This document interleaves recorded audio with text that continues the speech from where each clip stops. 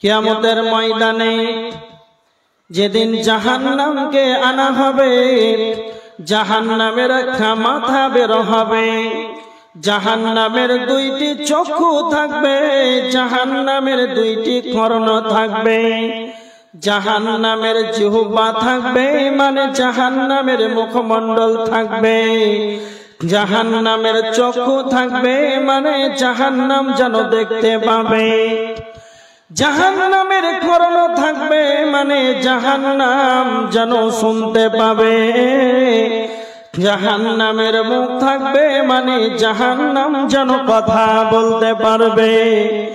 জাহান্নাম বলবে, জাহান্নাম নিজেই বলবে, আল্লাহ আমাকে জাহান্নামকে তিন শ্রেণীর মানুষদের জন্য আল্লাহ আমাকে জাহান্নামকে যেন নিয়োজিত করেছেন। প্রথম নাম্বার জাহান্নাম বলবে, সেই অহংকারী গুলো কই যারা দুনিয়াতে অহংকার করে চলতো, যারা দুনিয়াতে দাম্ভিকতার সঙ্গে চলতো, যারা মানুষকে মানুষ মনে করত না, যারা দুনিয়ার বুকে গরিব মানুষকে দেখলেই তাদের আত্ম অহংকার বেড়ে যেত, ছোট চালককে যারা লেবারি কাজ করে তাদেরকে দেখলেই যেন তাদের আত্ম অহংকার বাড়ত। তার মানে যারা পৃথিবীর বুকে অহংকার করে চলতো তারা কয় আমাকে দাও, সেই অহংকারী গুলোকে আমি নিষ্পেষণ বানিয়ে দেব। তার মানে জাহান্নাম নিজেই বলবে অহংকারী গুলো কয়। দুই নাম্বার জাহান্নাম বলবে, যারা আল্লাহকে বাদ দিয়ে অন্যর কাছে মাথাকে নত করেছে, যারা পাথরের কাছে মাথা নত করেছে, যারা গাছের কাছে মাথাকে নত করেছে, কথায় আল্লাহকে বাদ দিয়ে অন্যর কাছে দ্বারস্থ হয়েছে, তারা কয় আমাকে দাও, আমি জাহান্নাম তাদেরকে যেন নিষ্পেষণ বানিয়ে দেব। তিন নাম্বার জাহান্নাম বলবে, যারা দুনিয়ার বুকে মূর্তি ছবি অঙ্কন করতো তারা কয় তাদেরকে দাও, আমি জাহান্নাম যেন তাদেরকে নিষ্পেষণ বানিয়ে দেব। তার মানে জাহান্নাম তিন শ্রেণীর মানুষদেরকে জাহান্নাম নিজেই যেন ডাকবে। কই তারা যারা অহংকার করতো, যারা শিরককারী, যারা ছবি অঙ্কনকারী, তারা কয় এই তিন শ্রেণীর মানুষদেরকে দাও, আমি জাহান্নাম তাদেরকে নিষ্পেষণ বানিয়ে দেব। এই তিরমিজির হাদিস দ্বারা প্রমাণ হলো যে মানুষ যে জাহান্নামে যাবে, এত সুন্দর মানুষ, তাহলে কেন যাবে? আজকের আলোচনাই হবে জাহান্নামে মানুষ যাবে তো কেন যাবে। তাহলে এখানে তিনটা কারণ পাওয়া গেল, এই তিনটা কারণের কারণে মানুষ জাহান্নামে যাবে। আল্লাহ রাসূল সাল্লাল্লাহু আলাইহি ওয়াসাল্লাম বলেছেন, ফাইন্নী রাআইতুকুন্না আকসার আহলিন নার। আল্লাহ রাসূল সাল্লাল্লাহু আলাইহি ওয়াসাল্লাম বললেন, আমি যখন জাহান্নাম দর্শন করলাম, দেখলাম, তো শুধু দেখলাম বেশিরভাগ মহিলা মহিলা মহিলা মহিলাদের সংখ্যা বেশি। যখন জান্নাত দর্শন করলেন, দেখলেন জান্নাতে পুরুষদের সংখ্যা, তো তারা কে না, তো তারা হচ্ছে দুর্বল। জান্নাতে শ্রেণীর ভাগ বেশি যারা, তারা হচ্ছে দুর্বল গরিব শ্রেণীর মানুষ। জাহান্নামে আল্লাহ রাসূল দেখলেন মহিলা মহিলা মেয়েদেরকে বেশি দেখলেন। তো আল্লাহ রাসূল সাল্লাল্লাহু আলাইহি সাল্লাম ঈদের সালাত আদায় করার পর মহিলাদেরকে সম্বোধন করে বলছেন, মহিলারা আমি দেখলাম যে তোমরা জাহান্নামে বেশি।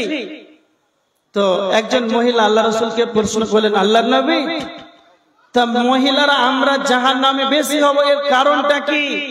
তখন আল্লাহ রাসূল সাল্লাল্লাহু আলাইহি ওয়াসাল্লাম বললেন, তুকসিরনাল লা'না ওয়া তাকফুরুনাল আশিরা। মহিলারা দুইটা কারণে বেশি জাহান্নামে যাবে। কয়টা কারণ?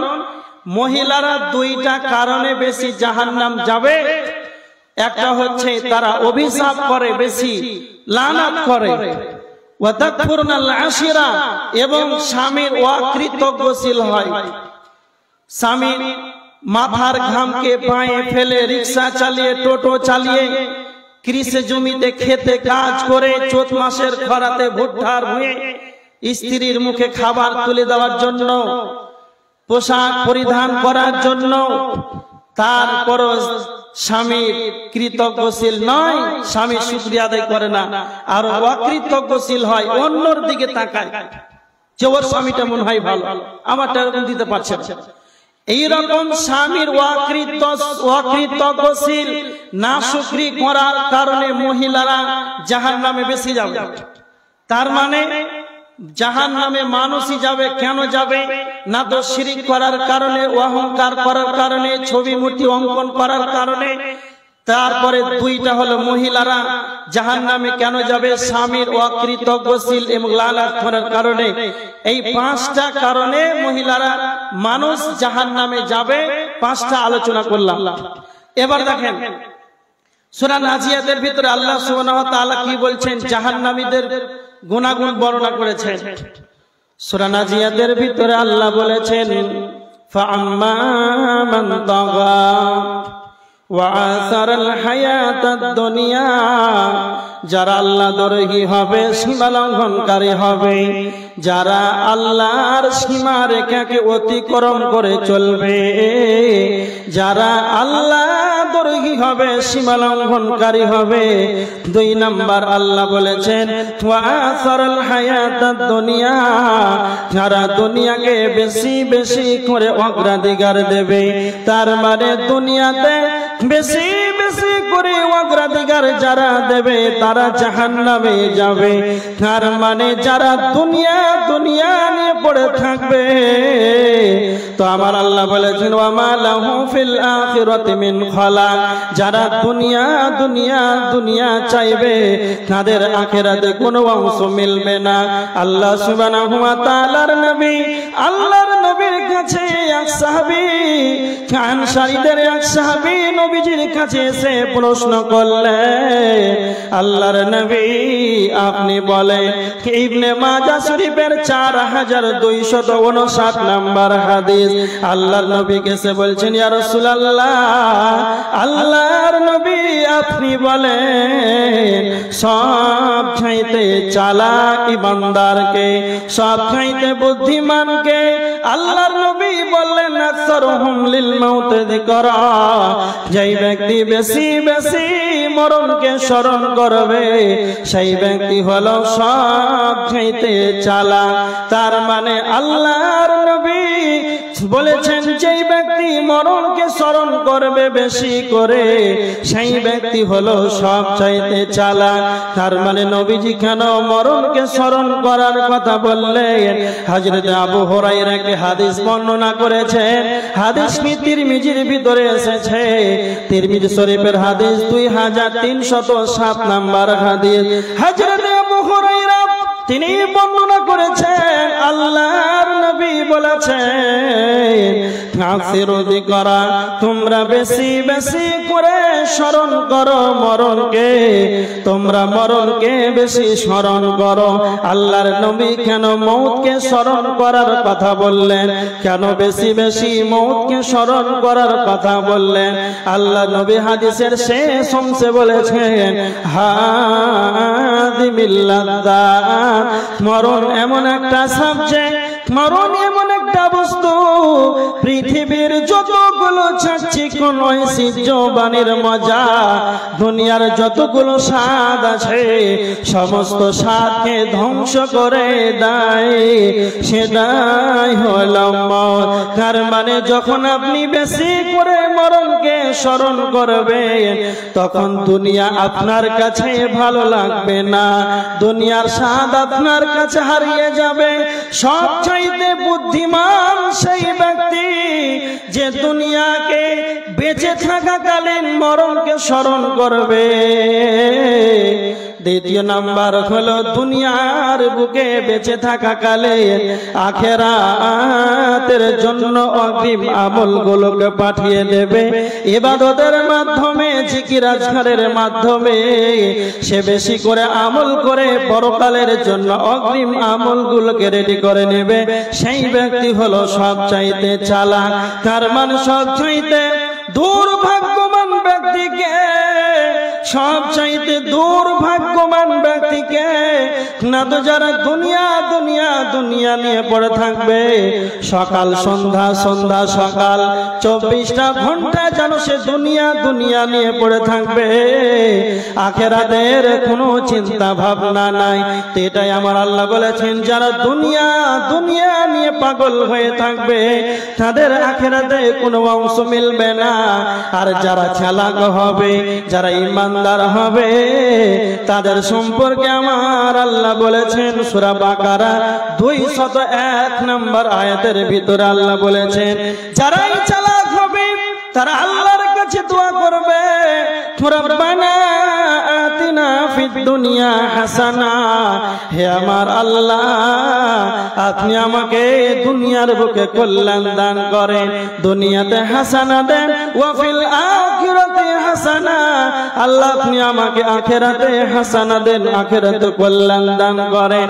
সবচাইতে বড় যেটা আপনার কাছে কল্যাণ কামনা করে, ওয়া কিনা আযাবান নার, আল্লাহ আপনি আমাদের জন্য জাহান্নামের আগুন থেকে নিষ্কৃতি দেন, আল্লাহ আপনি আমাদেরকে জাহান্নামের আগুন থেকে বাঁচান। তার মানে যারা চালাক হবে তারা এক নাম্বার বলবে, আল্লাহ আপনি দুনিয়াতে কল্যাণ দান করেন, আখিরাতে কল্যাণ দান করেন। সবচাইতে বড় যেটা আশা করি, সবচাইতে বড় যেটা কল্যাণ আপনার কাছে কামনা করি, আপনি আমাদের জন্য জাহান্নামের আগুনকে হারাম করে দেন। যারা এই রকম ভাবে দোয়া করবে তো আমার আল্লাহ বলছেন তাদের জন্য আখিরাতে অংশ মিলবে। নচেত যারা শুধুমাত্র দুনিয়া চাইবে, ওয়া মা লাহু ফিল আখিরাতি মিন খালাক, তাদের পরকালে কোন রকম যেন অংশ মিলবে না। তার জন্য আমার আল্লাহ বলেছেন, তাদের যদি পরকালে অংশ না মিলে তাহলে কি মিলবে? ওয়া হাসারাল হায়াতাদ দুনিয়া, যারা দুনিয়া অগ্রাধিকার দেবে, ফাইনাল জাহিমা হিয়াল মাওয়া, তাদের ঠিকানা হবে জাহান্নাম। যারা শুধুমাত্র দুনিয়া নিয়ে পাগল হয়ে থাকবে তাদের তো আখিরাতে কোনো অংশ নাই, অংশ মিলবে না। তো তাদের কি অংশ মিলবে? তো আল্লাহ বলেছেন তাদের ঠিকানা হবে জাহান্নাম। তবে মানুষই যে জাহান্নামে যাবে, তবে কেন যাবে? যারা আল্লাহ দরহি হবে, সীমা লঙ্ঘনকারী হবে, আর দুনিয়াকে নিয়ে সর্বদা ব্যস্ত, এইভাবে দুনিয়া নিয়ে পাগল হয়ে দুনিয়া দুনিয়া নিয়ে ব্যস্ত, আখিরাতের চিন্তাধারা নাই, কবরে যেতে হবে, মরণ নিয়ে ভাববে, এইরকম মানসিকতা তার ভিতরে নাই। এইরকম ব্যক্তি জাহান্নামে যাবে। এবার দেখেন, তারপরে আল্লাহ সুবহানাহু ওয়া তাআলা এর পরের আয়াতে আবার জান্নাতীদের দুইটি ভালো গুণ বর্ণনা করেছে। কি? ওয়া আম্মা মান খাফা মাকামা রাব্বিহি ওয়া নাহাদ নাফসা আনিল হাওয়া, যেই ব্যক্তি দণ্ডায়মান হওয়াকে, উপস্থিত হওয়াকে সবচাইতে বেশি আল্লাহকে ভয় করবে, সর্বদা যেখানেই থাকবে শুধু আল্লাহকে ভয় করবে, আর ওয়া নাহাদ নাফসা আনিল হাওয়া, নিজের নফসকে, নিজের প্রবৃত্তিকে এই লালসা মুক্ত রাখবে। এই নফসকে কন্ট্রোলে রাখতে হবে। কেন কথাটি বললাম? নিজের মন মতন চলবে যে, তার মানে নিজের নফস, শয়তান আপনাকে কুমন্ত্রণা দিবে।